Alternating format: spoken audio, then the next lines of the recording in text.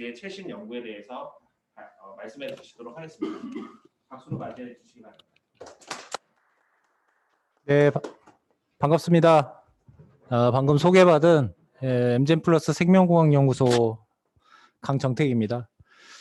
제가 오늘 소개드릴 내용은 이제 일종의 그 생명공학 혹은 생물공학을 바탕으로 한 바이오 산업에 대한 내용이라서 조금 뭐 생소한 분야도 있을 테고 아니면 조금 더 이제 뭐 관심 있는 분야도 있으실 텐데 그냥 편하게 들어주시고요. 뭐 어떤 전문 영역이 많이 나오는 내용은 아니기 때문에 듣다가 뭐 궁금하신 사항이나 그런 게 있으시면 과감히 질문을 해주시면 감사하겠습니다.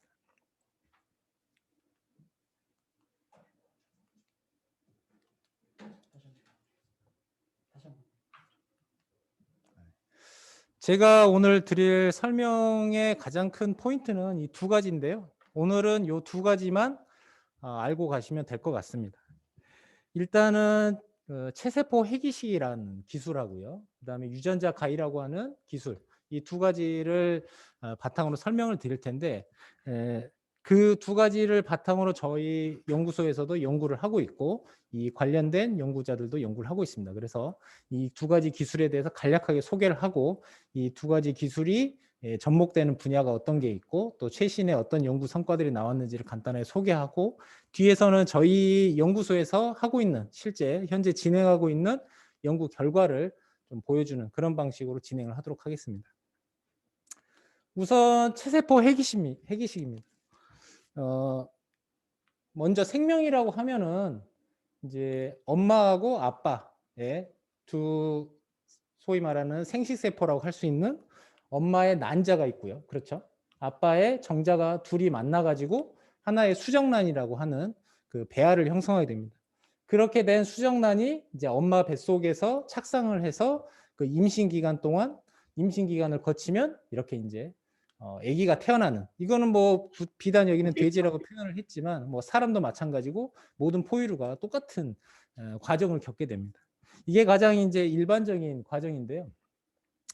저희가 하고 있는 이 체세포 해기식이라는 거는 뭐냐면 이 난자 보통 우리 그 유전 정보라고 하는 거는 DNA라고 하는 유전 정보가 그 세포의 핵 속에 이렇게 포함되어 있습니다. 그러다 보니까 보통은 우리가 엄마 아빠 반반씩 담는다는 얘기가 그 유전 정보를 원래 엄마한테 50% 확률적으로 아빠한테 50% 이렇게 반반씩 와가지고 내 몸에 이제 인식이 되는 건데 이 엄마가 가지고 있는 핵을 제거하면서 엄마에 있는 유전 정보를 0으로 만들어주는 겁니다. 엄마에 있는 유전 정보를. 그리고 아빠의 정자가 아니라 생식세포가 아니라 그냥 이 뭐 아빠라고 할 수 있는 이 동물의 일반 체세포. 체세포라는 건 우리 모든 몸을 이루고 있는 이제 작은 단위 기관이죠. 그래서 쉽게 얘기해서 이런 여러분들 귀라든가 손등에서 조직을 조금 떼면 그 안에 세포가 다 포함되어 있습니다. 그래서 그렇게 꺼낸 세포를 이 안에다가 집어넣어 줍니다. 유전 정보가 없는 난자핵에다가 집어넣어 주고 그거를 집어넣어 준 애들을 이 대리모라고 하는 얘한테 이식을 하게 되면 돼지가 태어나죠. 태어나게 되면 이게 뭐냐면 이제 복제돼지를 하는 게 뭐냐면 처음에 이제 새 세포를 공급했던 애로부터 똑같은 애가 생산이 되는 겁니다. 엄마한테 온 거를 유전 정보를 0으로 만들어 놨기 때문에 100% 체세포에 있는 유전 정보만 넘어오는 거잖아요. 그래서 원래 세포를 제공했던 도너하고 100% 일치하는 애가 태어난다고 해서 이거를 우리는 복제라는 표현을 씁니다. 그게 줄여서 체세포 해기식에 의한 복제, 체세포 복제. 그래서 복제동물이라는 말도 쓰고 이론적으로는 사람도 가능해서 복제인간 뭐 이렇게 공상과학 영화라든가 소설에서는 언급을 하고 있습니다. 이게 주는 의의는 뭐냐면 첫 번째는 체세포만 제공이 된다 그러면 이 체세포와 유전적으로 100% 동일한 또 다른 개체가 생산이 되는 겁니다. 그러니까 여러분들이 물론 사람의 비교해서 조금 뭐 불편할 수도 있겠지만 예를 들면 여러분들이 키우는 강아지가 있다 그러면 여러분들 강아지의 귀 한쪽에 조금 그 조직을 떼내서 거기서 세포를 분리해 가지고 복제를 시키면 여러분들이 키우고 있는 강아지와 100% 유전적으로 동일한 애들을 수십 수백 마리를 만들어낼 수 있는 거예요.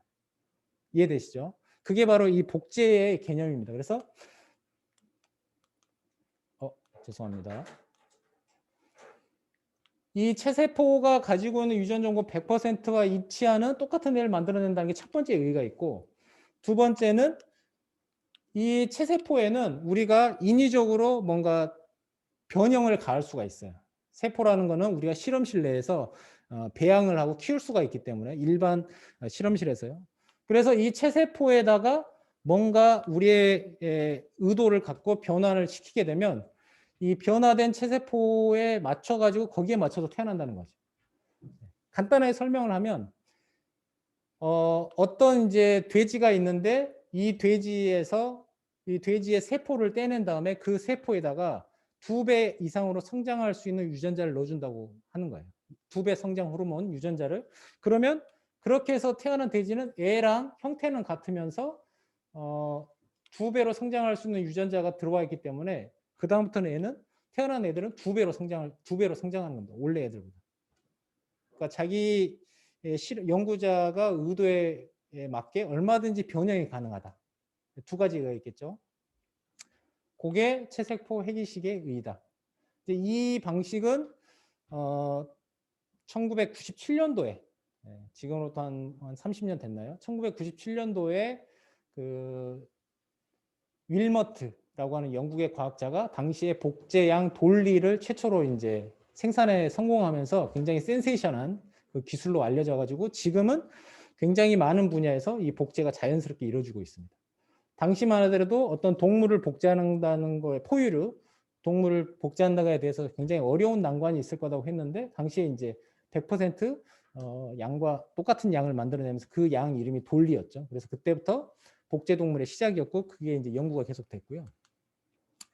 그 다음에 이제 유전자 가위라는 게 나왔는데요. 유전자 가위라고 하는 거는 아까 그 체세포 수준에서 뭔가 의도적으로 연구자가 유전자를 변형시킬 수 있다고 했잖아요. 근데 그 변형시킬 수 있는 방법이 고전적인 방법이 굉장히 많이 있었는데 그런 방법들이 효과가 그렇게 좋지는 않습니다.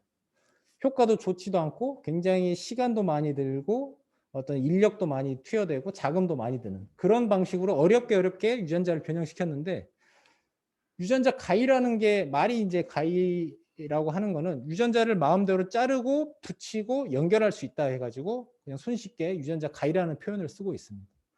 그래서 유전자 가위라는 기술이 나오면서 유전자를 변형시키는 어떤 그런 방법을 한 단계 더 진일보한 그런 결과를 낳게 됐죠.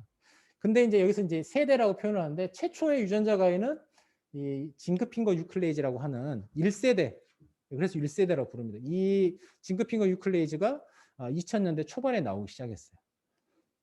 그 다음에 이 1세대 징크핑거 유클레이즈보다 조금 더 기능이 개선되면서 효과가 더 좋은 2세대 탈린이라고 하는 또 유전자 가위가 그 이후에 몇 년 뒤에 개발이 돼서 사용이 되기 시작했습니다.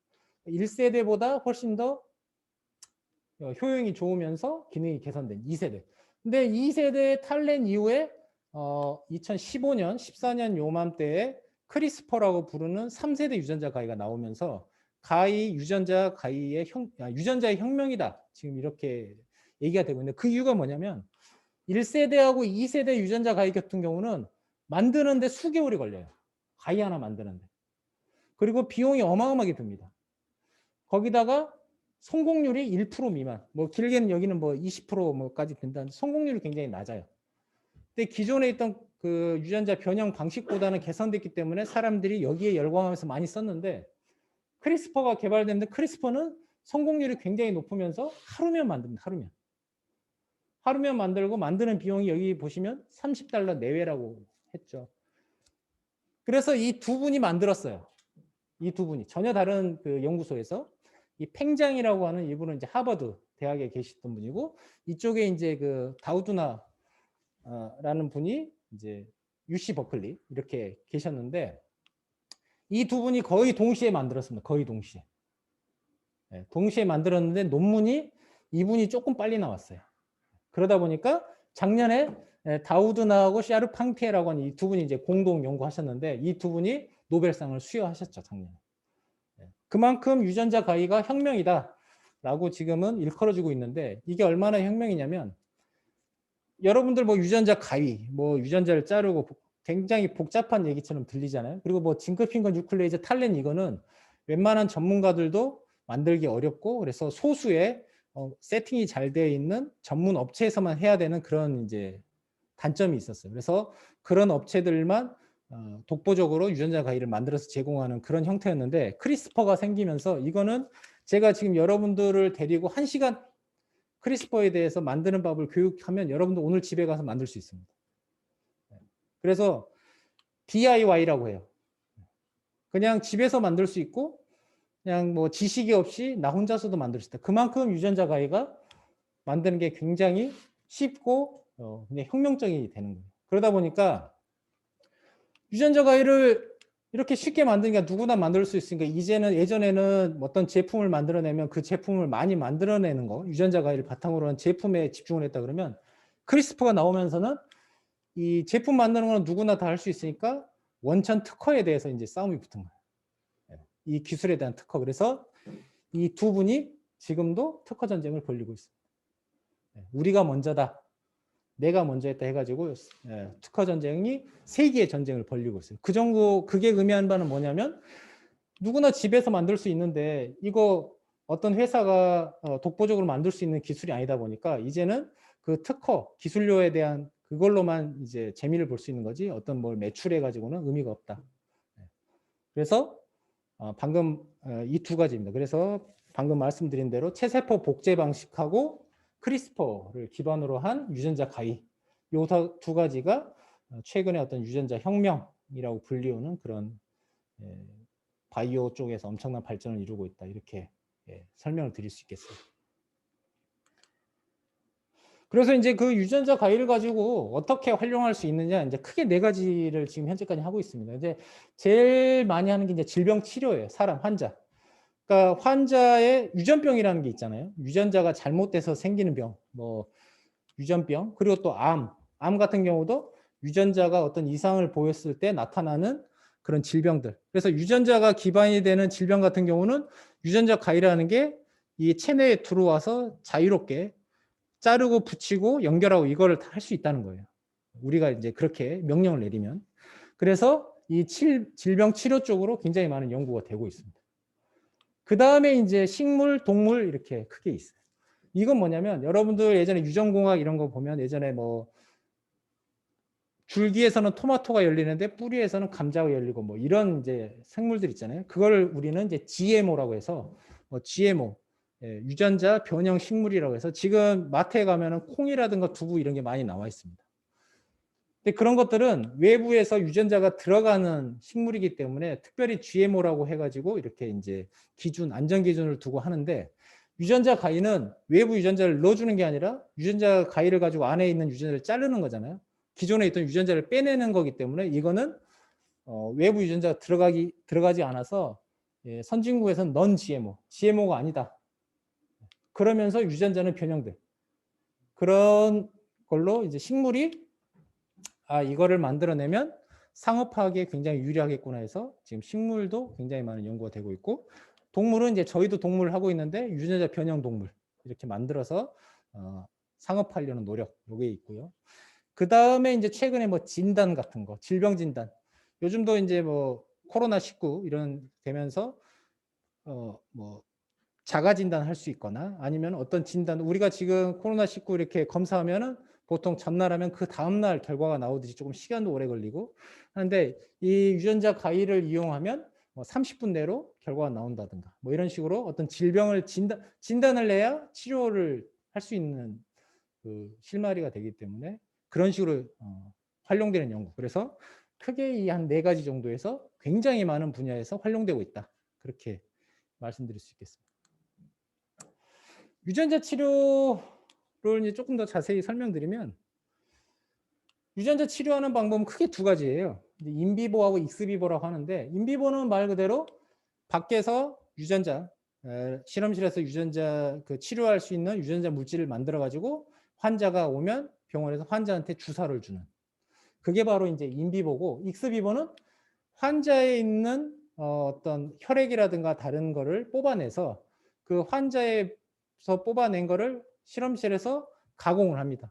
그 다음에 다시 환자한테 넣어주는 뭐 이런 취지로 이해하시면 될 것 같습니다. 그래서 인비보나 익스비보 방식을 통해 가지고 유전자 가위를 이용해서 유전자 치료를 하고 있는데 뭐 한 2, 3년 전만 해도 이게 어디 뭐 예를 들면 대표적으로 무슨 이런 혈우병이라든가 골수종이라든가 이런 거 임상 시험을 진행했다 이런 식으로 뉴스가 됐는데 요즘은 불과 한 2, 3년 사이에 유전자 가위 임상 연구가 지금 수십 건이 넘습니다. 임상 연구라고 하는 거는 개발된 유전자 가위를 가지고 실제 환자한테 투여하는 게 임상 연구잖아요.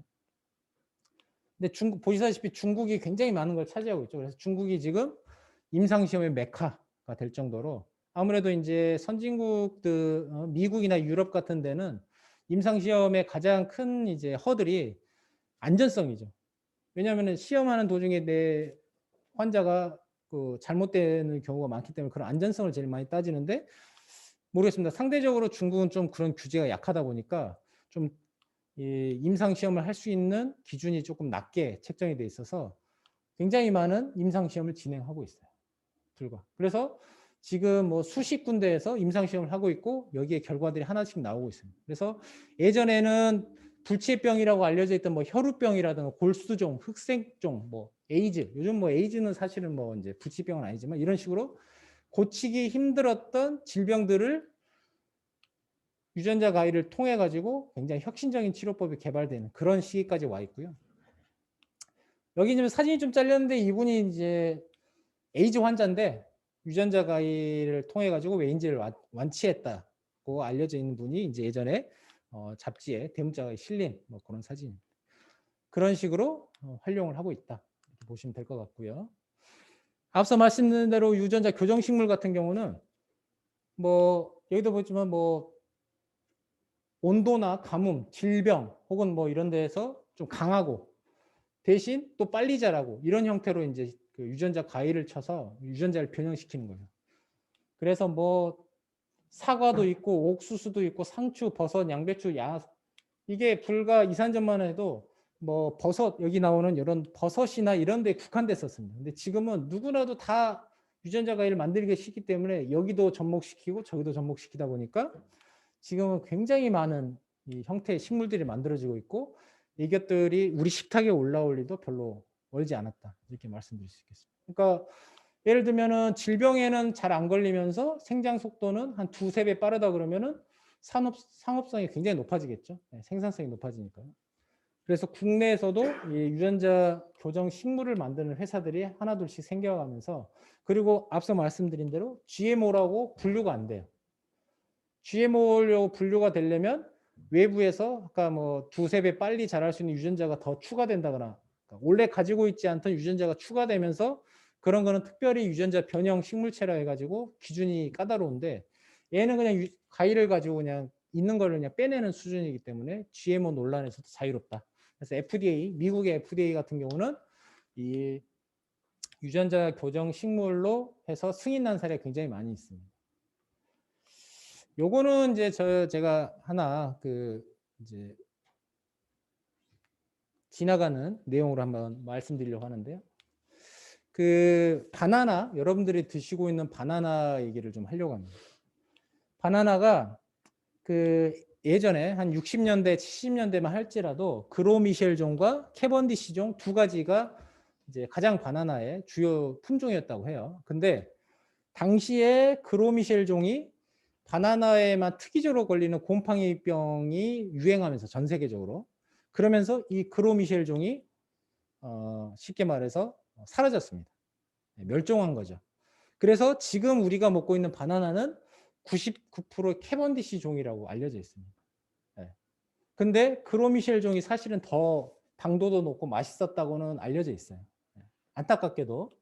근데 이 그로미셸 종은 그러니까 이게 다 멸종하고 그 곰팡이병에 강한 캐번디시 종만 살아남았는데 한 몇 년 전에 파나나병이라고 하는 새로운 바나나 곰팡이병이 또 돌기 시작했어요. 전 세계적으로. 그래서 바나나 에이즈라고 불릴 정도로 굉장히 유해한 바나나병이 돌면서 이 캐번디시 종이 굉장히 많이 지금 멸종하고 있습니다. 생산량이 엄청나게 감소한 거예요. 그래가지고 일부에서는 바나나 개돈. 우리가 저는 뭐 이제 잘은 모르지만 생경에서 지구 최후의 종말인 시기, 모든 멸종한 시기를 아마겟돈이라고 부르나 봐요. 근데 그 아마겟돈에 비추어서 바나나가 없는 세상, 그래서 바나나 갯돈이 올 거다, 이렇게 걱정을 하고 있습니다. 그래가지고 이 바나나를 살리자고 하는 바나나 세이빙 국제 컨소시엄이 만들어졌어요. 그걸 어떻게 살리느냐? 크리스퍼, 방금 얘기했던 유전자 가위를 기술을 가지고 이 파나마병에 걸릴 수 있는 유전 인자를 가위로 잘라버리는 거예요. 캐번디시 종에서. 그러면은 이미 유전자 가위로 그 유전자를 잘라놨기 때문에 이 파나마병에 안 걸리겠죠. 캐번디시 종이. 그러면 바나나를 살릴 수 있다. 그래가지고 바나나 구세주로 크리스퍼 유전자 가위가 이렇게 등장하게 되었다. 이런 이제 하나 과학계 소식 알려드립니다. 그래서 아무튼 이 바나나 세이빙 국제 컨소시엄에는 우리나라도 연구진들이 참여하고 있습니다. 미국, 영국을 비롯한 전 세계 과학자들이 이제 협력하는 단체를 만들었고요. 아무튼 취지는 그겁니다. 우리 아들, 딸들에게 맛있는 바나나를 계속적으로 이렇게 공급할 수 있도록 우리 과학자들이 역할을 좀 하자. 방법으로 크리스퍼 기술을 사용한다. 뭐 이렇게까지 좀 설명을 드릴게요. 동물입니다. 이제 동물도 마찬가지인데 여기 뭐 슈퍼 근육돼지라고 했는데요. 우리는 삼겹살을 좋아하죠. 그래서 지방질이 껴있는 뭐 돼지도 그렇고 우리가 무슨 지방질이 좀 섞여 있는 걸 좋아하는데 중국은 살코기 위주로 많이 먹습니다. 그러다 보니까 중국에서는 일반 돼지에 지방이 적고 근육이나 살이 많은 돼지를 선호하게 돼요. 그러다 보니까 중국에서 유전자 교정으로 우리 몸에도 있고 모든 포유류 동물에 근육을 억제하는 유전자가 있습니다. 마이오스타틴이라고 하는 유전자 있는데 이거를 유전자 가위로 잘라버렸어요. 마이오스타틴을 잘라버리니까 근육을 억제하는 기능이 사라지면서 온몸에 이렇게 불끈불끈한 근육이 생겨나는 돼지를 만들었어요. 이 돼지는 이제 뭐 정육률이라고 하는데 예를 들면 100kg짜리 돼지가 나왔다고 하면 그 중에 근육이 예를 들면 예전 돼지는 뭐 한 50%가 근육이다 하면 이 돼지는 거의 한 7, 80%가 다 근육인 거죠. 그러니까 같은 돼지를 만들어도 근육량이 많으니까 고기를 더 많이 낼 수가 있고 그러다 보면 또 중국인들은 돼지 살코기를 좋아하니까 훨씬 더 생산성이 높은 이거를 중국 연변대학에서 만들어냈고 현재 주 정부 연변에서는 이제 승인이 나서 고기로 팔리고 있습니다. 그러니까 이런 식으로 어떤 동물의 이제 생산성을 높이는 방향. 또 여기는 이제 설명을 안 했는데 돼지 여러 가지 전염병들이 있어요. 뭐 최근에 뭐 돼지 콜레라든가 아프리카 돼지열병 이런 것도 있는데 PRRS라고 하는 이제 돼지 질병이 있어요. PRRS. 이게 국내에서도 피해가 크지만 미국에서 연간 피해액이 어마어마합니다. 근데 이 돼지는 PRRS에 걸리지 않는 돼지입니다. 그러니까 아까도 바나나 얘기하면서 나왔는데 PRRS가 결국 바이러스 질병인데 이 바이러스에 감염이 되면 감염될 수 있는 루트에 관련된 들어올 수 있는 침입 경로에 관련된 유전자 가위로 잘라버리니까 바이러스에는 감염이 안 되면서 다른 뭐 성장이나 이런 뭐 생리 문제는 전혀 문제가 없는 돼지가 태어나는 거예요. PRRS. 그럼 이 돼지가 많이 공급되면 PRRS 질병에 강하니까 PRRS 걸릴 일이 없고 그러면 이제 그동안 가중되었던 축산 피해가 낮춰지는 그럼 생산 원가가 낮춰지거나 생산량이 늘어나는 그래서 이 PRRS 돼지를 만들어서 PIC라고 하는 이제 미국 돼지 육종 회사가 현재 미국에서 이제 공급하려고 계획을 잡고 있습니다. 뭐 이런 돼지도 있고 소도 있고 개도 있고 많습니다. 근데 최근에는 이제 모기가 또 각광받고 있는데 모기가 옮기는 질병이 굉장히 많아요. 여러분들 뭐 일본 내염 모기 뭐 이런 거 우리 어렸을 때도 많이 나왔는데 열대 지방을 중심으로 말라리아라든가 댕기열이라든가 지카 바이러스라 해가지고 사람한테 굉장히 치명적인 여러 가지 질병들이 있는데 그 질병을 옮기는 대표적인 곤충이 모기입니다. 사실 모기 매개성 질병들이에요. 그래서 영국도 있고 미국도 있고 한 바이오 벤처 회사에서 유전자 가위로 질병을 옮기지 않는 모기를 만들었어요. 쉽게 말해서 그 모기를 만들어 가지고 그 모기를 이제 그냥 방사를 시킵니다. 그럼 그 모기가 계속 이제 이렇게 번식을 하면서 개체수가 늘어나는 거잖아요. 그럼 개체수가 늘어나면서 그 일대에서 어떤 이런 말라리아라든가 뭐 댕기나 지카가 이제 줄어드는 효과를 보는 거죠. 해서 현재까지 미국의 뭐 어떤 주에서도 방사하고 영국에서도 방사하고 심지어 브라질이라든가 열대지방에서 이 유전자 교정된 크리스퍼 가이 기술을 바탕으로 유전자 교정된 모기를 방사 쉽게 말해서 풀어놨더니 그 일대 지역에서 그 풀어놓은 기간 동안 말라리아라면 말라리아, 뭐 댕기면 댕기, 지카면 지카 이게 상당 부분 유의적으로 감소한 결과들이 나오고 있어요. 이런 식으로 유해한 곤충의 어떤 그런 그 부분을 유전자 가위로 삭제를 시킨 다음에 사람에게 치명적인 질병을 일으킬 수 있는 것을 막는 그런 방식으로도 지금 개발이 되고 있고요. 요거는 그 매머드죠. 여러분들 이제 멸종했죠 이미 옛날 뭐 공룡이던 매머드를 복원시키겠다고 하는 여러 가지 이제 시도들이 있습니다. 그래서 어떻게 하나 코끼리 여기 이제 간단하게 돼 있는데 코끼리의 쉽게 말해서 유전 그 DNA에다가 매머드의 일부 DNA를 유전자 가위를 통해 가지고 이걸 삽입을 시키는 거예요. 그러면은 매머드의 형태를 일부 100%는 아니지만 일부 복원된 형태의 매머드가 나올 것이다 해서 이거를 이제 매머드와 엘리펀트의 합성이라고 해서 매머펀트 개발 프로젝트가 현재 진행되고 있습니다. 국내에서도 뭐 진행하신 데도 있고 여기는 이제 미국의 하버드 대학에서 굉장히 열의를 갖고 진행을 하고 있는데 이런 멸종 위기 동물 혹은 이미 멸종돼서 사라진 공룡을 복원시키는데도 이런 유전자 가위가 활용되고 있다. 이렇게 말씀드릴 수 있겠네요. 그러니까 무궁무진하다는 거죠. 저희는 근데 뭘 하느냐? 저희 회사는 유전자 가위, 체세포 핵이식 뭐 얘기를 했는데 좀 생소할 수 있는데 이제 이종 장기라고 해서요. 간단합니다. 저희가 그 여러분들 뭐 당사자도 물론이고 주변 분들 뭐 부모님도 마찬가지고 우리 몸에 장기가 하나 고장이 나면 그거를 고치려고 이제 병원을 다니고 하잖아요. 근데 더 이상의 치료법이 들지 않는 상태, 뭐 예를 들면 뭐 어떤 질병이 너무 이제 지속돼서 말기인 분들, 그분들은 더 이상의 이제 병원 치료가 이제 안 되는 분들은 방법이 딱 하나밖에 없습니다. 뭐냐면 건강한 장기로 이식받는 그 장기 이식이라고 하죠. 그거를 이제 장기 이식이라고 하는데 뭐 국내도 마찬가지고 전 세계적으로 이 장기 이식에 대한 수요는 굉장히 높습니다. 모든 환자들이. 나도 받고 싶고 저 친구도 받고 싶고 하루빨리 이 불편함을 해소하려고 건강한 사람의 장기를 이식받고자 하는데 사실 건강한 사람의 장기를 주려면 줄 수 있는 사람은 방금 사망하신 분이라든가 아니면 뇌사 상태에 빠지신 분들 그런 분들이잖아요. 또 그런 분들이 생전에 혹은 뭐 가족들과 상의해서 내 장기를 기증하겠다라고 약속하시는 분들이어야 되는데 그런 분들은 당연히 적을 테고 그리고 기다리는 환자분들은 기하급수로 계속 늘어나는 거잖아요. 그러다 보니까 장기 이식이 거의 뭐 이식률이 뭐 10%도 안 되는 거죠. 실제로는. 그 이식을 받으신 분은 굉장히 운이 좋으신 분이고 그러다 보니까 과거에 한 10수년 전부터 과학자들이 동물의 장기를 한번 써보자. 사람한테. 어차피 사람 대 사람으로 장기 이식 자체가 너무 확률이 낮으니까 동물의 장기를 사람한테 써보자 해서 나온 게 이종 장기, 종이 다르다는 겁니다. 사람과 동물. 그래서 처음에 그 나왔던 가장 그 대표적인 후보군은 원숭이겠죠. 침팬치, 오랑우탄, 영장류, 사람과 유사한. 그래서 인간과 매우 높은 유사성이 있기 때문에 실제로 시도를 많이 했어요. 제가 대표적인 거 두 사진만 올려놨는데 이 친구는 그 패라고 하는 미국의 애입니다. 미국의. 이름이 패예요. 패.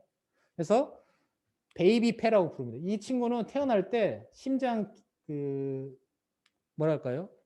기형으로 태어났어요. 심장 기형.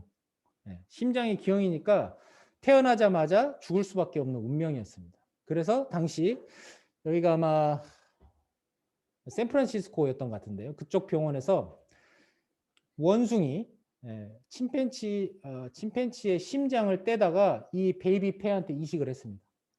지금 이 가운데 지금 보이는 게 이제 그 가슴을 열고 수술한 흔적이에요, 심장. 그래서 그때는 뭐 다른 뭐 어떤 그런 그 치료 기술 기반 없이 그냥 한번 시도를 했어요. 근데 이 친구가 3주를 살았습니다. 3주, 21일을. 결국은 죽었어요. 근데 그 당시에 이게 벌써 90년대 초반인데 그때 당시만 하더라도 굉장히 센세이션했다는 게 뭐냐면 원숭이 심장을 갖다가 사람한테 이렇게 이식을 했더니 하루면 죽을 운명을 타고난 애가 3주를 살린 거예요. 3주를. 그러면 조금만 더 뭔가 과학기술이 발전하면 이게 3주가 3개월이 되고 3년이 되고 30년 되지 않겠냐. 이런 취지된 첫 번째 케이스입니다. 그래서 베이비 패라고 해가지고 굉장히 유명한 친구고요. 이분은 아까 얘기했던 이분도 에이즈 환자입니다. 에이즈 환자. 에이즈 환자인데 이분도 에이즈에 감염이 돼서 이제 이 당시만 해도 에이즈의 치료법이 없을 때 지금은 뭐 이제 굉장히 많은 치료법이 개발됐는데 그래서 이분은 원숭이의 골수를 이식받습니다. 원숭이의 골수. 그러니까 사람의 골수가 아니라 원숭이의 골수를 이식받고 10년을 넘게 사십니다. 10년을 넘게.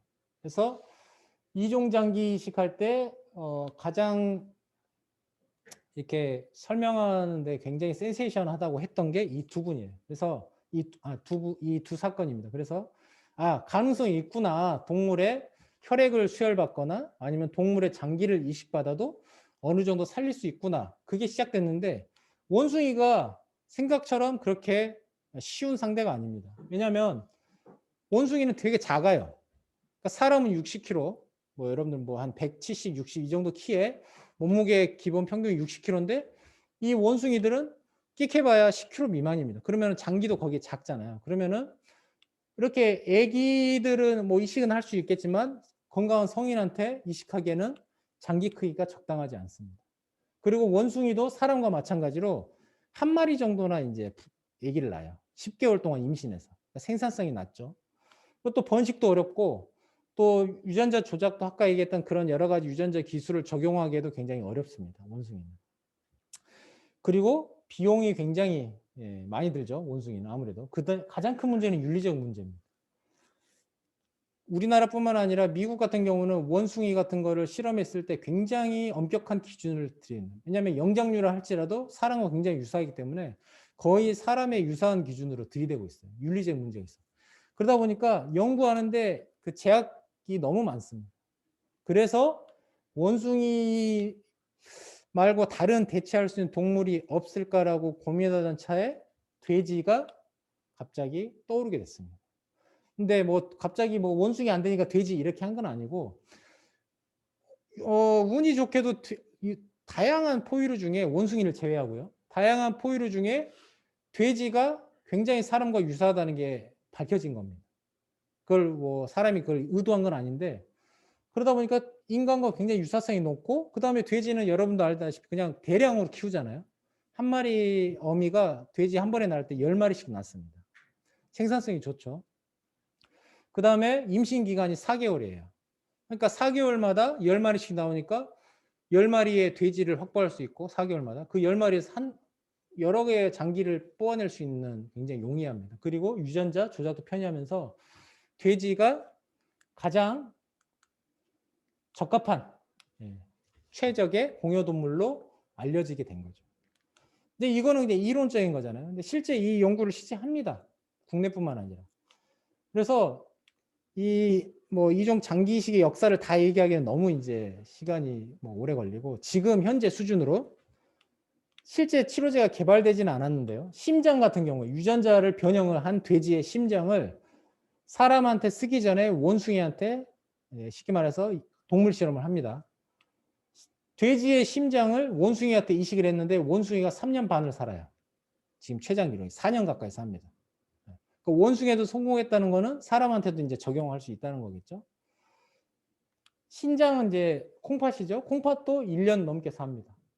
우리 그 환자분들 중에 신부전이라고 있어요. 그래서 신장이 기능을 못 하신 분들은 매일 그 투석한다고 그러죠. 신장 투석. 병원 가서 계속 펌프로 해서 몸에 있는 노폐물을 빼주고 다시 넣어주고 하는 투석을 받으면서 어렵게 지내는데도 불구하고 오래 못 삽니다. 신부전이 심해지면. 이런 분들은 아까 얘기했듯이 다른 사람의 장기를 기다리는 거겠죠. 건강한 신장, 뭐 가족이라든가 또 아니면 유전자에 일치하는 타인. 근데 그 기간 동안 기다리다가 다 돌아가신 분들이 많거든요. 만약에 이제 이게 1년 생존했는데 이게 만약에 3년 정도까지만 끌어준다 그러면 그 기다리는 기간 동안 계속 갈아 끼울 수 있는 거예요. 이해되죠? 물론 이제 돼지 장기를 몸에 심어가지고 오랫동안 지낸다 그러면 더할 나위 없이 좋겠지만 그게 아니더라도 뭐 돼지의 장기는 얼마든지 지금 구할 수가 있잖아요. 그러면은 뭐 1년이 됐든 3년이 됐든 3년 단위로만 버텨주면 계속 그때마다 계속 돼지 장기로 갈아 끼우면 이제 생명이 연장되는 이걸 이제 가교 치료라고 해서 요즘은 이종 장기를 그렇게 할 수 있다. 그게 뭐 지금 이제 각막 여러분들 뭐 각막 이식 이런 거 많이 하시죠?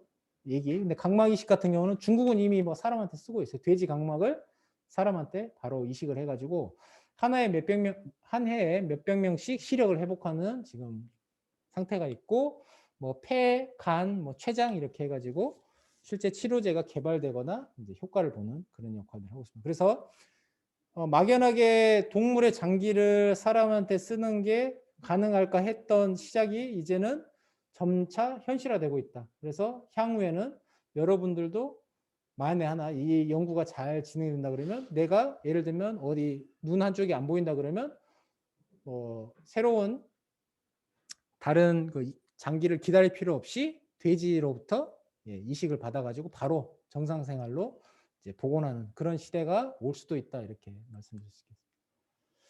그리고 최근에는 이제 한 발 더 나가서 뭘 하느냐면은 이제 오가노제네시스라 해가지고 말 그대로 이겁니다. 이 돼지 몸 안에서 자기 장기를 만들어내는 거예요. 그러니까 간단히 설명하면 그 유전자 가위로 돼지에서 처음에 예를 들면 그 심장을 만들어내는 유전자를 가위로 잘라냅니다. 심장을. 그 다음에 거기다가 사람의 심장을 만들어내는 유전자를 넣어줘요. 그 자리에다가. 그러면 그 돼지는 태어나면 다른 거는 다 돼지 건데 심장 하나만 그 사람 거가 되는. 이해되시죠? 근데 이거를 내가 내 몸에 지금 신장이 안 좋아요. 그럼 내 몸에서 체세포를 떼가지고 아까 얘기했던 체세포 해이식 방식으로 돼지의 난자에다 넣어주면 그렇게 태어난 애는 전체 몸은 돼지인데 그중에 신장 하나만큼은 내 거에서 유발되는 신장이다. 그게 맞춤형. 이런 식으로까지 이제 연구가 되고 있습니다. 근데 이건 아직까지는 조금 이제 더 연구가 필요하겠죠. 근데 만약 이거까지 된다 그러면 나중에는 맞춤형으로다가 내가 아픈 부위 어느 하나를 맞춤형으로 만들어내 가지고 그 돼지에서 몸을 꺼내 가지고 내 걸로 바꿔 끼울 수 있는 그런 이제 연구도 하고 있다 이렇게 말씀드릴 수 있겠습니다. 이제 저희 회사인데요. 저희는 뭐 이제 서울에 있는 바이오 회사입니다. 그래서 이런 방금 앞에 말씀드렸던 거는 국내뿐만 아니라 전 세계적으로 이제 과학자들이 진행하는 여러 가지 분야를 말씀드렸던 거고 지금부터는 이제 저희 회사 제가 소속해 있는 연구소에서 하고 있는 방식 말씀드릴게요. 저희는 이제 다른 그 체세포 기식 유전자가 이 모든 거를 원료를 이제 돼지를 가지고 합니다. 그래서 앞서 말씀드렸던 이종장기용 돼지도 만들고요.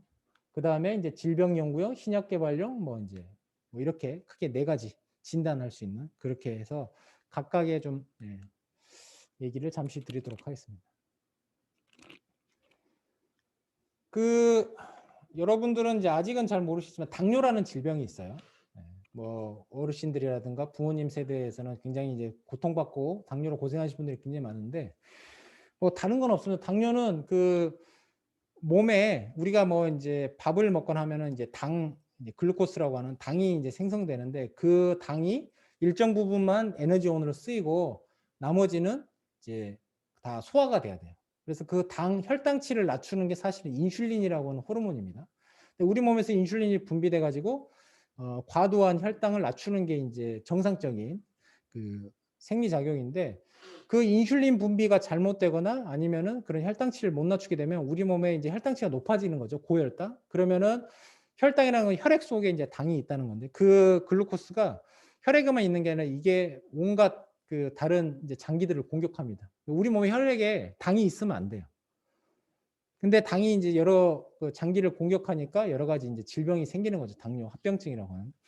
그 당이 원래는 오줌에서도 배출이 되지 않아야 되는데 우리 몸에 혈당이 너무 많다 보니까 오줌으로도 나오는 거예요. 그렇게 해서 당뇨라고 부르는 오줌 요자잖아요. 그래서 당이 섞이면 안 됩니다. 오줌에는. 그 정도로 우리 몸에 당이 많다. 그럼 무조건 당을 낮춰야 되는데 당을 낮추려면 방법은 인슐린밖에 없습니다. 인슐린밖에 없는데 실제 내 몸에서는 인슐린이 분비가 안 되거나 분비돼도 작용을 못 하니까 당뇨가 조금 이제 초기에는 혈당 강화제라 해가지고 먹는 약으로 그냥 컨트롤 하는데 이게 컨트롤이 안 되면 그다음부터는 이제 인슐린 주사를 맞습니다. 주사제로 있거든요, 인슐린은. 그래서 뭐만 음식물만 섭취하면 인슐린 주사를 자기 몸으로 놔야 돼요.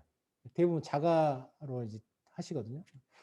그래서 보통 이제 소아당뇨라고 하는 친구들은 소아당뇨는 선천적으로 당뇨 있는 친구들, 태어나면서부터 어린애 때문에 그런 친구들은 어릴 때부터 인슐린 주사를 맞습니다. 자기가 직접 놔야 돼요.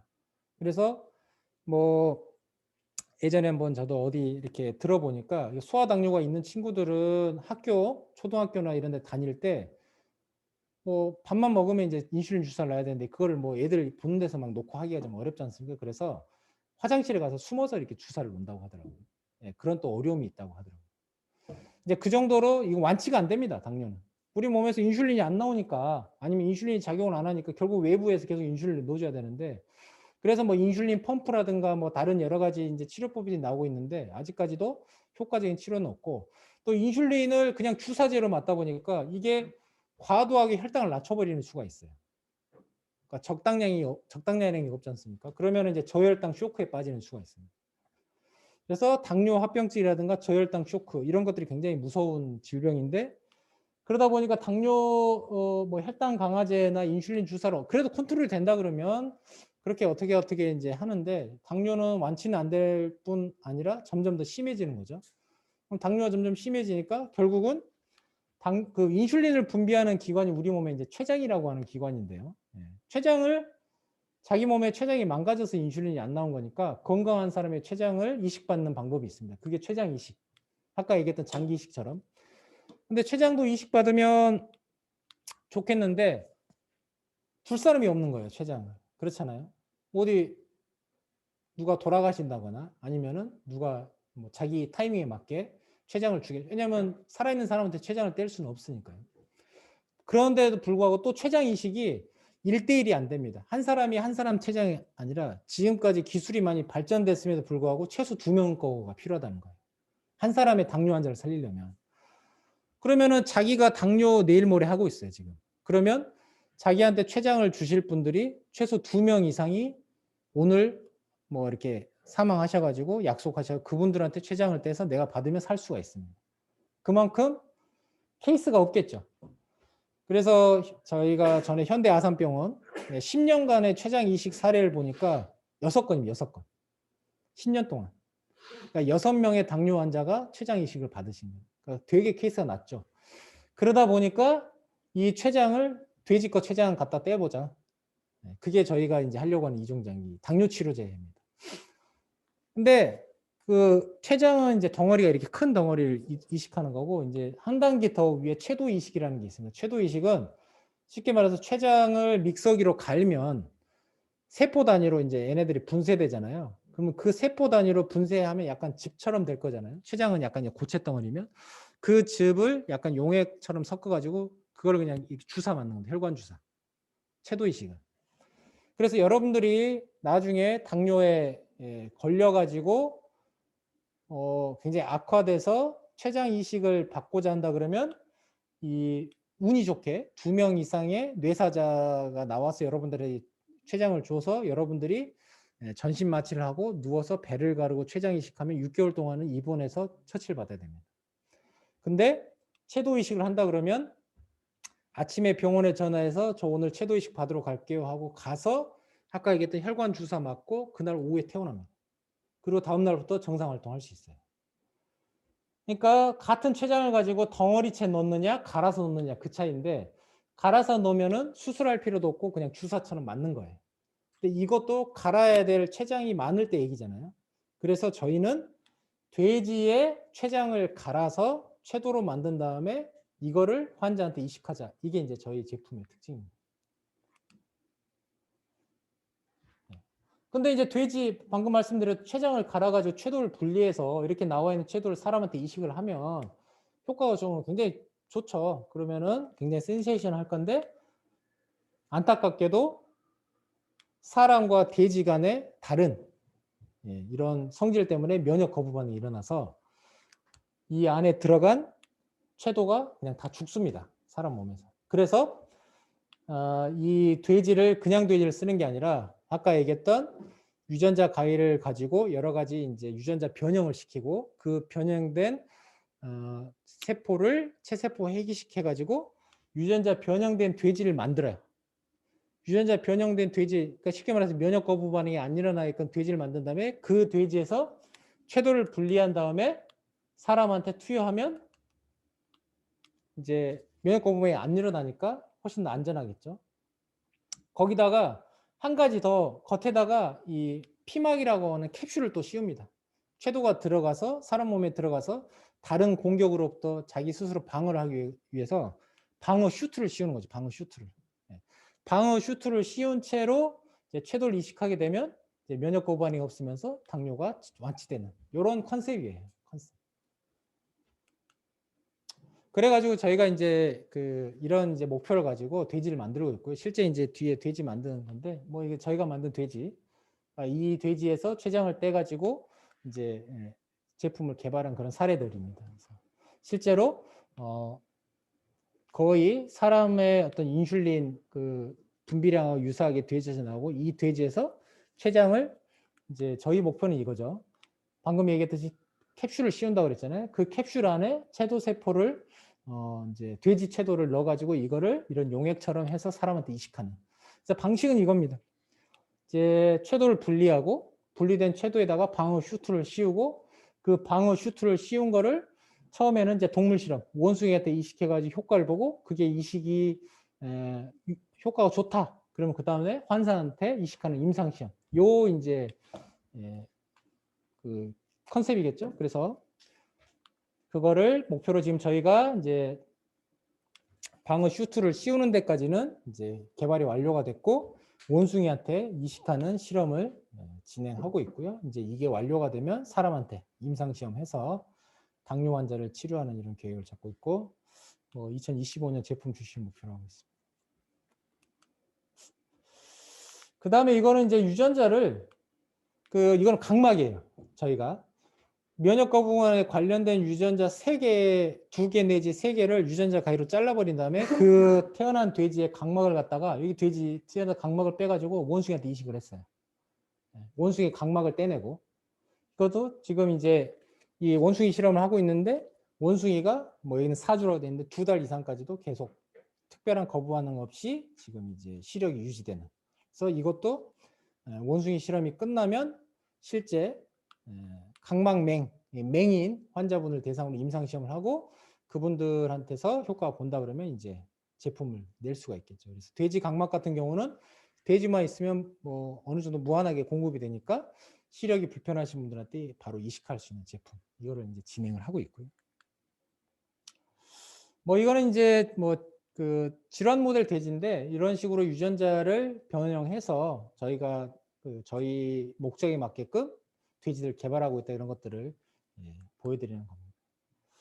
그래서 뭐 유전자를 하나 떼기도 하고 2개 날리기도 하고 또 뭐 하는 여러 가지.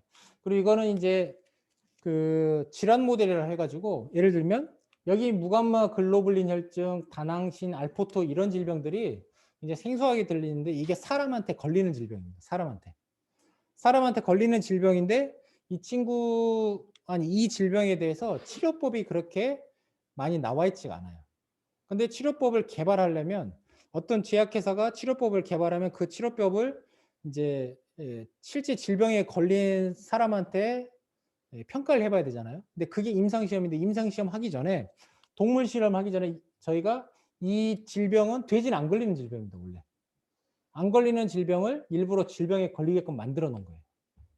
이 질병, 그러니까 무감마 글로불린 혈증이라든가 다낭신이라든가 알포트 증후군이라는 질병을 걸리게 만들어서 이 돼지에서 질병들이 걸려 있잖아요. 그러면은 어떤 제약회사에서 이 치료제를 만들었다 그러면 그 후보 치료제를 이 돼지한테 써봐가지고 치료가 되는지를 확인하면 그러면 이제 임상시험 갈 수 있구나 이렇게 하는 그 동물 실험용으로 만드는 이런 질환 모델 이것도 자유롭게 개발해서 만들어낼 수 있다 이렇게 말씀드릴 수 있겠네요. 이건 뭐 이제 다른 또 형태인데 이거는 이제 좀 그 진단하는 건데 그 진단이라는 거는 이 어떤 우리가 뭐 최근에 코로나19 사태 때도 마찬가지지만 뭐 이렇게 코 쑤셔가지고 그걸 이제 그 콧물을 빼서 거기서 이게 진단이 걸렸는지 아니 이 질병에 걸렸는지 안 됐는지 바이러스가 검출되는지를 보는 게 진단이잖아요. 이 유전자 가위가 그런 역할도 하는 거예요. 그래서 돼지든 사람이든 이렇게 이제 샘플을 수거해가지고 거기다가 유전자 가위를 이제 접목시키면 바이러스에 걸려 있으면 그거를 거기에 특징적으로 가서 자를 수 있게끔 잘라지면 형광을 발현하게끔 만들면 질병에 걸려 있으면 가서 자르니까 뭐 이렇게 형광이 나오고 안 걸려 있으면 못 자르니까 형광이 안 나오는 이런 식으로 육안으로 확인할 수 있게끔 진단법을 개발해서 저희가 이제 두 가지를 했는데요. 하나는 아프리카 돼지열병이라 해가지고 재작년부터 굉장히 이제 국내에서도 그 피해가 커진 아프리카 돼지열병이 있고 하나는 이제 댕기열이라고 해서 아까 모기가 옮기는 질병을 했잖아요. 근데 이것도 바이러스 질병인데요. 이 두 개를 접목시켰더니 지금 뭐 한 여기 이제 시간은 한 50분 돼 있는데 이 위에 이렇게 그래프가 굉장히 많이 올라간 거는 형광이 그만큼 세게 나온다는 표시거든요. 그래서 그 샘플 시료에다가 유전자 가위를 접목시키자마자 한 1시간 이내로 거의 뭐 형광이 한 뭐 굉장히 높은 수준으로 올라가잖아요. 여기도 기존 그 컨트롤보다 2배, 3배씩 올라가는. 이게 뭐냐면 여기는 뭐 30분 이내로 확인이 가능해요. 그러니까 진단은 빨리 그 현장에서 확인이 가능해야 되고 굉장히 시간이 빨리 진단이 돼야 그 다음에 이제 진행을 할 수 있는 그런 취지로 보면 유전자 가위로 진단하게 되면 시간은 굉장히 빨리 단축시키면서 효과는 굉장히 좋은 이런 형태. 그래서 저희가 이런 이제 진단법 개발에도 지금은 진행을 하고 있습니다. 이게 다 유전자 가위를 이용한 방식이다. 이렇게 할 수 있겠네요. 이제 산업화 모델인데요. 저희 이제 회사도 목표로 하고 있는 여러 가지 이제 다른 나라에 성공한 기업들이 있겠죠. 이제 대표적인 거 몇 군데만 말씀드리면 이제네시스라고 하는 기업도 체세포 해기식과 유전자 가위를 접목해가지고 형질 조절하는 돼지를 만드는 회사예요. 하버드 의대의 조지 처치라고 하는 교수가 만든 벤처회사인데 여기가 최근에 바이엘이라고 하는 제약회사로부터 거의 한 1,500억 원 정도를 작년에 유치를 했습니다. 그만큼의 기술력이 한 1,500원어치 된다. 리비비코라는 회사도 최근에 신서식 제노믹스라고 하는 대형 제약사로부터 약 한 1,110억 원의 기술 가치를 평가를 받고 있습니다. 실제로 돈이 이렇게 유치가 됐고요. 가까운 중국에 있는 무슨 항저우 치안바이오는 380억 원을 투자를 유치합니다.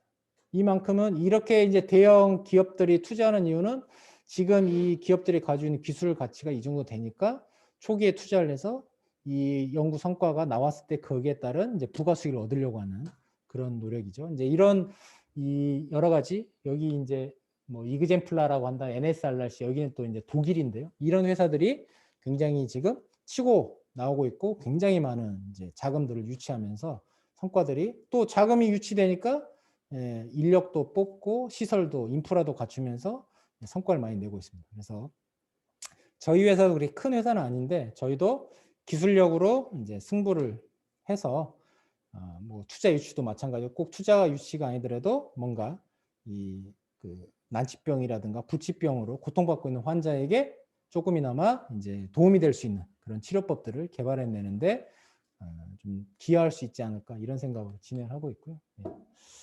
뭐 이 정도 제가 오늘 말씀드릴 내용 여기까지입니다. 혹시라도 뭐 질문 있으면 몇 가지만 받고 마무리하도록 하겠습니다. 예.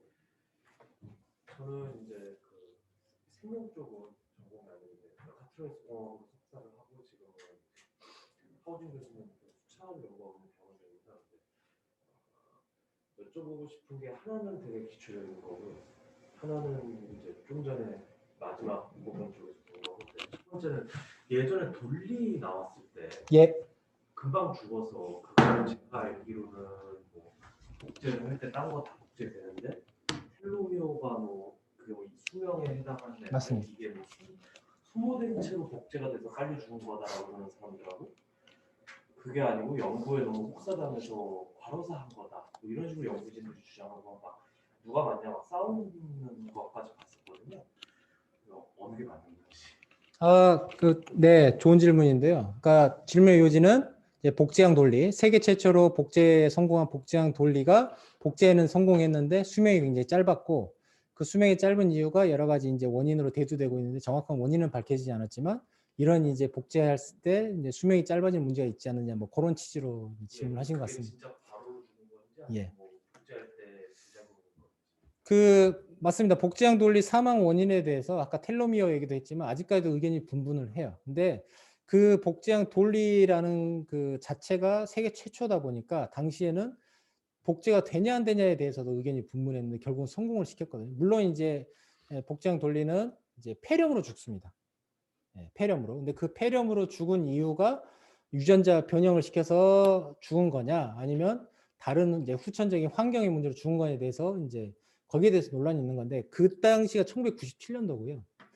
지금은 그게 벌써 10년, 20년이 흘리면서 이 복제 기술이 상당 부분 높아져 있고 지금은 복제 동물이 뭐 그때처럼 텔로미어 길이가 짧아지면서 뭐 수명이 짧아지는 이런 현상이 지금 나오지는 않고요. 한 가지 예로 저희 그 국내에서 예전에 복제 개를 만든 적이 있어요. 2005년에.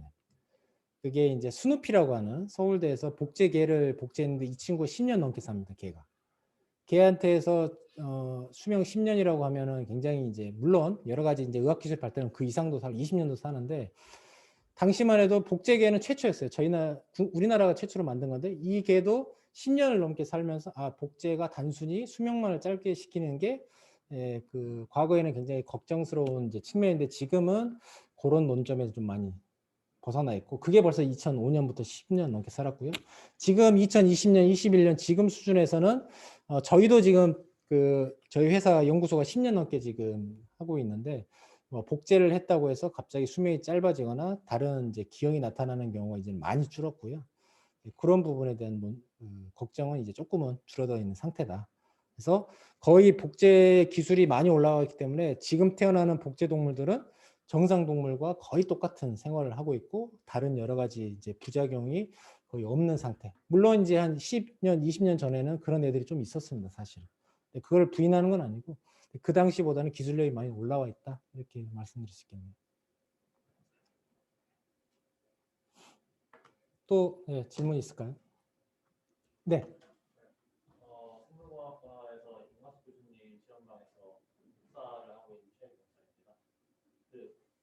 단순한 건데 돼지 사육할 때 훈련시설에서 하는 게 비용이 많이 들어서 단점이라고 했는데 비용 면에서 돼지 한 마리 기르는데 얼마 정도가 소비가 되는지. 예.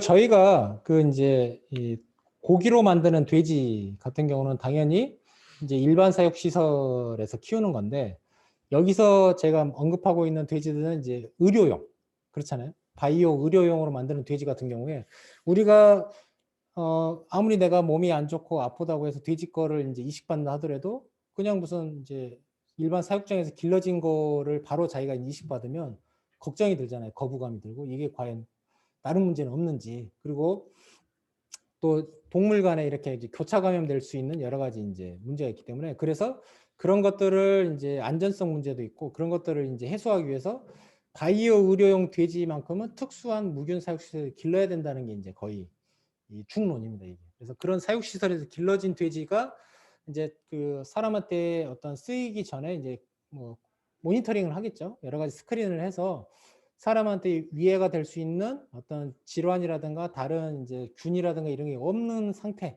확인되면 그걸 가지고 이제 저희가 이제 의료용으로 쓰는 거거든요. 그거는 뭐 비단 돼지뿐만 아니라 모든 뭐 다른 이제 세포 치료제라든가 다양한 치료제들이 다 그런 형태로 우리가 만들어져 있어. 그래서 저희가 이제 안전하게 받는 건데, 근데 이제 이런 무균 사육 시설이 예전에 뭐 마우스, 이게 생쥐라든가 뭐 토끼라든가 이런 애들은 이제 사이즈가 작고 규모가 작기 때문에 얘네들은 어느 정도 공간 한 30평, 40평만 해도 굉장히 예, 많은 양을 기를 수가 있어서 초기 투자 비용이 적습니다. 근데 돼지는 아시다시피 몸무게가 100kg, 200kg 뭐 이렇게 많이 나가고 걔네들이 아까 얘기했듯이 한 번에 막 10마리씩 나는데 10마리씩 나면 또 10마리 각각 다 이제 자기 방에서 길러져야 되잖아요. 그러다 보니까 이런 일반 사육 시설에 비해서는 사이즈도 더 많이 요구되고 있다 보니까 이제 이거를 이 어떤 정도 사이즈로 만드냐에 따라서 천차만별입니다. 그 규모는. 근데 뭐 이거는 이제 제 개인적인 사견인데 이제 100마리 돼지 100마리 기른다 하면 한 200억 정도 사육 시설 비용이 그렇게 기해집니다. 100마리 200억. 근데 이거는 이제 그 규모를 어떻게 구성하느냐. 또 거기 100마리가 이제 각자 10마리씩 나면 1000마리 나는 거잖아요. 그 1000마리 하나하나 가격을 이제 시장에 내놓은 다음에 그게 이제 계속 이 시설 비용을 계속 이제 상각하는 거잖아요. 그런 거 이제 따져가지고 뭐 이제 손익분기점도 계산하고 또 그 아직까지 이제 이종 장기가 제품화되지 않았기 때문에 저게 뭐 자기 몸을 살리는 그 당장 마지막 방법이라면 이게 뭐 몇만 원, 몇십만 원 이렇게 책정되지는 않을 거란 말인 거죠. 그러다 보니까 그렇게 되면은 이런 이제 원가에 이런 사육 비용이라든가 이런 것들이 많이 이제 포함될 수밖에 없는 거고 그러다 보면은 조금 이제 실제 투여 비용은 높겠죠. 근데 이제 일반적으로 이제 환자분들이나 그 환자의 보호자분들 이런 분들을 알아보면 그렇거든요. 내가 억만금을 줘서라도 우리 아버지 또 우리 뭐 자식이 살 수만 있다면 나는 이제 지불할 용의가 있다. 이렇게 하시는 분들이 굉장히 많기 때문에 그런 또 이제 비용적인 문제를 상쇄하고도 남을 수 있는 이제 것도 있고요. 그렇습니다. 근데 기업 입장에서는 당연히 이제 생산 원가를 낮춰가지고 최대한 소비자가 좀 부담 없이 하는 게 뭐 제일 좋은 이상적인 방향인데 그 기술 수준이라는 게 아직은 그걸 원가를 엄청나게 낮출 수 있는 정도는 아니고 일단은 만들어내는 거가 효과가 있다는 걸 입증하는 거에 조금 더 방점이 맞춰져 있다 이렇게 보시면 될 것 같은데 뭐 시간이 지나면 조금씩 개선이 되고 방금 무균 사육 시설도 제가 이제 좀 통 크게 뭐 200억 뭐 이렇게 와닿지도 않잖아요. 사실은 200억이라는 규모가. 근데 어떤 무균 사육 시설을 만드는 기술도 굉장히 지금 발전하고 있거든요. 그리고 우리가 예전에 아파트 짓는 거 지금 아파트 짓는 골절 그 구조부터가 달라지니까 그런 것들이 이제 나오면서 조금 이제 사육 비용 시설비도 낮춰지고 있다. 그래서 그렇게 좀 이해하시면 될 것 같습니다. 메카트론스 공학 전공하는 박사과정 하고 나니까 원장님 말씀 잘 들었고 저는 좀 산업적인 측면에서 조금 질문드릴 게 있는데 규모의 경제가 이루어지는 게 뭐 모든 이제 판매하는 제품들에서 중요하지 않습니까? 그러려면 일단 저는 이제 제조업 이것도 이제 결국에는 제조업처럼 지금 이제 테크지만 나중에는 이제 고도 성장이 되면 제조업과 같은 이제 구조를 갈 것 같은데 일단은 지금 아시다시피 국내 제조업이 지금 많이 이제 중국이라든지 이런 규모 경제에 많이 잠식을 당해서 좀 어려운 상황인데 지금 바이오 산업을 이제 신규로 이제 진입하는 시장이지 않습니까? 그러면은 이 시장이 뭐 예상하기 좀 어려우실 수 있겠지만 그러니까 제조업 수준은 성숙되는데 한 몇 년 정도 좀 예상을 하시는지 먼저 알고 싶습니다. 예, 굉장히 이제 어려운 질문이신 것 같고 제가 뭐 이제 그걸 평가하기는 쉽지는 않을 것 같은데 전체 바이오 산업을 이제 측정하기는 뭐 어려운 일인 것 같고 제가 이제 이쪽 분야만 이제 국한해 가지고 만약 이종장기 산업이 이제 방금 말씀하신 대로 제조업 단계로 들어갈 때 그런 이제 과정을 어느 정도 기간을 보냐 이런 식으로 이제 제가 이해를 한다고 치면은 현재 저희는 한 10년 봅니다. 이게 무슨 얘기냐면 기술은 어느 정도 지금 많이 올라왔고 저희가 말씀드린 대로 저희 회사에서도 많은 이제 돼지들을 만들어내는데 결국 관건은 이 치료제를 환자한테 쓰려면 환자한테 유효성과 안전성을 평가받아야 되고 그 안전성과 유효성을 평가받는 방법이 임상시험이라는 겁니다. 여러분들이 최근에 이제 코로나 사태로 인해 뭐 백신이라든가 뭐 치료제 같은 게 임상시험 뭐 이렇게 얘기가 나오잖아요. 근데 최근에는 그런 이제 긴급한 상황이기 때문에 임상시험 자체가 굉장히 좀 단축되면서 짧게 나오는데 실제 이런 그 장기 같은 경우를 이식받으면 당장은 아까 얘기했듯이 이제 원숭이도 뭐 1년, 뭐 3년 이러니까 그 안에 문제가 어떻게 생길지 모르겠는데 좀 약간 장기간으로 보는 경향이 있거든. 특히나 장기는. 그러다 보니까 임상시험 기간이 최소 5년에서 한 7, 8년 잡아야 된다. 그러면은 지금 아직 임상시험에 들어가 있는 상황이 아니기 때문에 지금 기술이 어느 정도 올라와 가지고 아까 말씀드린 무균사육시설이 완비가 돼서 거기서 이제 돼지들이 생산이 돼 가지고 그 원료가 공급되는 기간에다가 그 원료가 공급된 거를 실제 환자한테 이식을 해서 안전성을 평가하는 임상시험이 1상, 2상, 3상 이제 3상 3번의 임상시험을 거치게 됐거든요. 그 1상, 2상, 3상을 통과해야 실제 이제 제품으로 나올 수 있다 보니까 그 임상시험까지 고려하면 한 10년 정도 이후에 조금 더 이제 활발해지지 않겠냐 이렇게 보고 있는 건데 우리나라는 그렇습니다, 실제. 근데 지금 제가 이제 설명에 좀 빼먹은 게 아까 저희가 이제 채도세포를 갈아가지고 사람한테 이식한다고 그랬잖아요, 돼지에. 이거를 저희가 처음 하는 게 아니라 그 뉴질랜드의 한 회사가 그거를 이미 했어요, 뉴질랜드. 그래서 그 뉴질랜드 회사가 임상 1상을 성공을 했습니다. 임상 1상을 성공했다는 게 실제 환자한테 돼지의 채도를 갈아 넣었어요, 당뇨병 환자한테. 근데 그 환자들이 당뇨가 완치되는 결과를 받은 겁니다. 그게 이제 임상 1상을 한 거거든요. 그래서 임상 1상을 그 통과하면서 이 뉴질랜드 회사를 일본의 오츠카 제약이 사버립니다. 그래서 지금은 일본의 오츠카 제약회사가 이거를 진행을 하고 있어요. 근데 이게 지금 임상 3상을 가고 있거든요. 그러면 우리 회사 제품은 아니지만 이 일본 오츠카 제약이 만드는 돼지 채도 이식제는 지금 3상을 하고 있으니까 빠르면 3, 4년 내에도 이게 시판될 수 있다. 이런 지금 단계는 있습니다.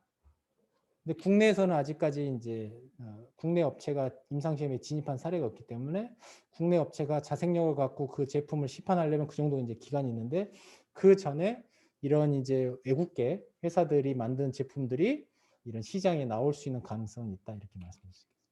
한 가지 더 좀 연결되는 질문인 것 같은데 보통 이런 신기술들이 이제 나오게 되면 제가 알기로는 정책적이라든지 규제 때문에 상당히 개발에 어려움이나 시판에 어려움이 있는 걸로 알고 있습니다. 그래서 뭐이 분야도 그렇고 전기차 분야도 그렇고 전기차 분야에서 특히 이제 보험 쪽이겠죠. 자율주행이 들어갔을 때 보험 책임을 어떻게 도와주시냐.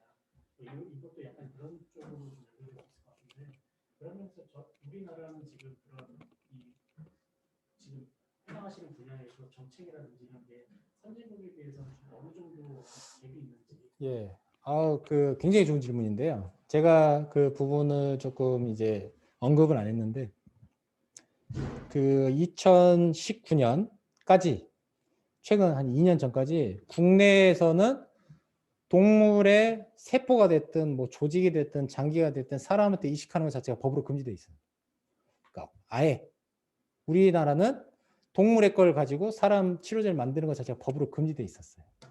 근데 그게 이런 연구를 하시면 저희 회사도 마찬가지고 다른 학계라든가 산업계 이제 몇에서 계속 꾸준히 요구를 합니다.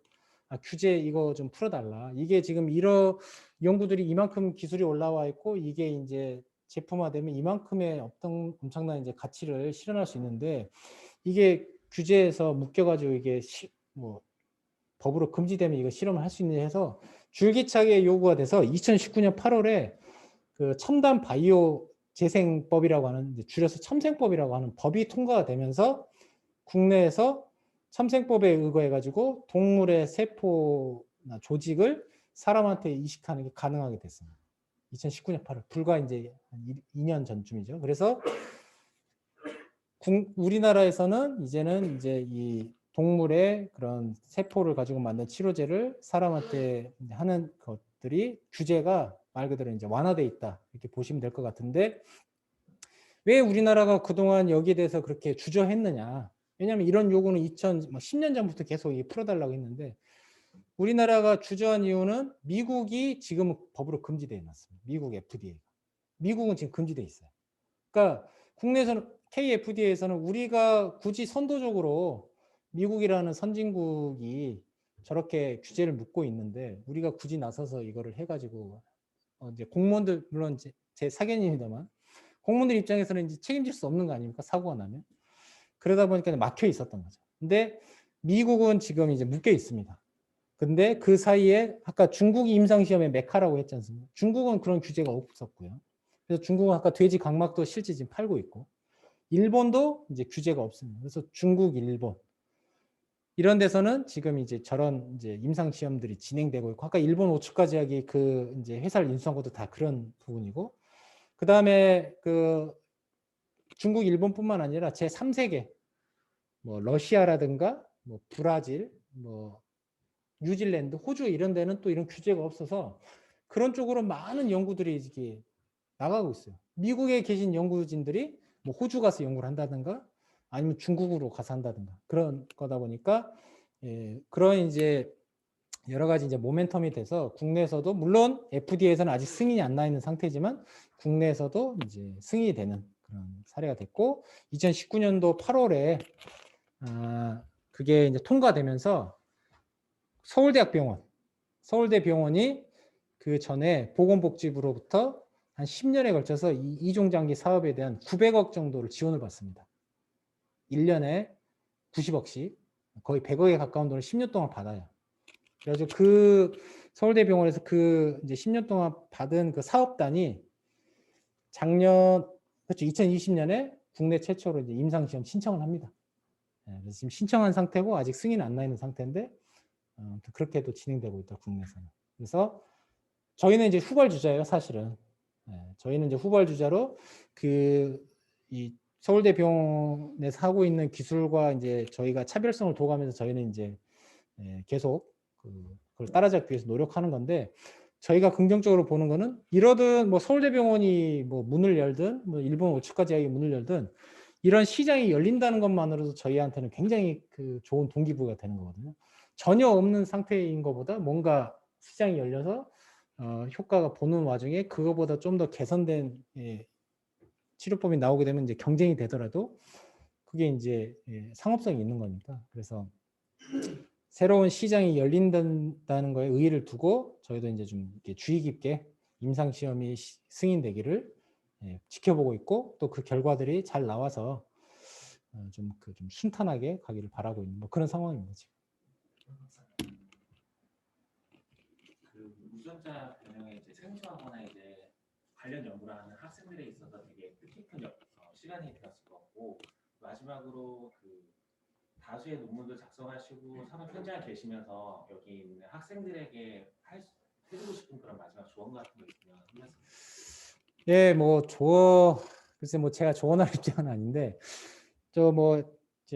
다 대학교에서 전공하시고 또 아까 뭐 이제 이렇게 뭐 대학원이라고 할까요? 이렇게 또 이렇게 공부를 하고 계시잖아요. 저도 이제 뭐 대학원을 진학을 해서 결국 이제 연구 쪽으로 지금 이제 하고 있는데 뭐 세상 모든 일이 그렇지만 사실은 이쪽이 유망하다. 뭐 바이오가 앞으로 뜬다. 이거는 아무도 예측을 못 합니다. 저도 이제 그거를 이제 감당할 수준은 안 되는데 근데 적어도 제가 이쪽에서 뭐 연구라는 게 사실은 굉장히 지루하고 그런 일이에요. 왜냐하면 뭐 공부도 굉장히 깊이 있게 해야 되고 또 뭔가 기존에 있는 거에 기술을 개발해 내야 한다는 그런 이제 뭐 부담감도 있고 하는데 즐기지 않으면은 이거는 오래 못 하더라고요.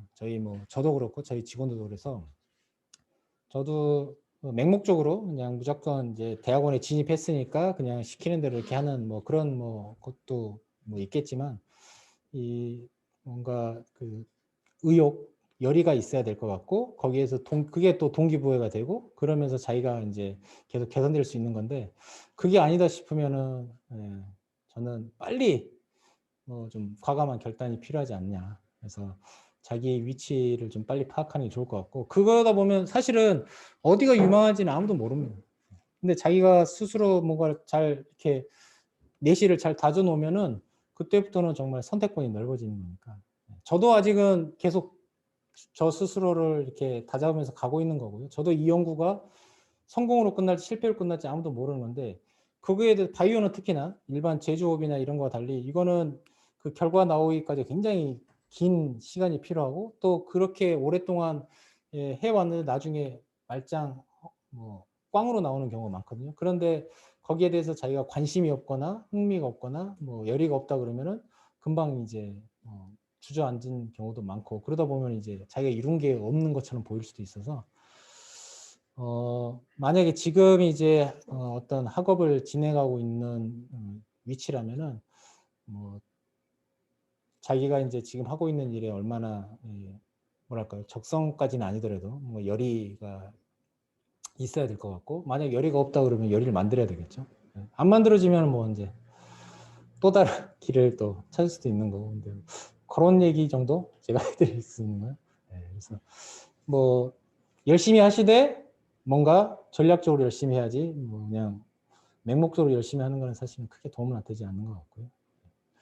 여러분들도 잘 판단해서 하실 거라고 봅니다. 그래서 아무튼 자기가 나중에 이렇게 뭔가를 돌이켜 봤을 때 적어도 뭐 후회가 아닌 내가 뭐 시간을 허비하지는 않았다 뭐 자신할 수 있는 상태가 되면 그것으로도 좀 뭐 충분히 뭐 멋진 삶이 아닌가 그렇게 생각합니다.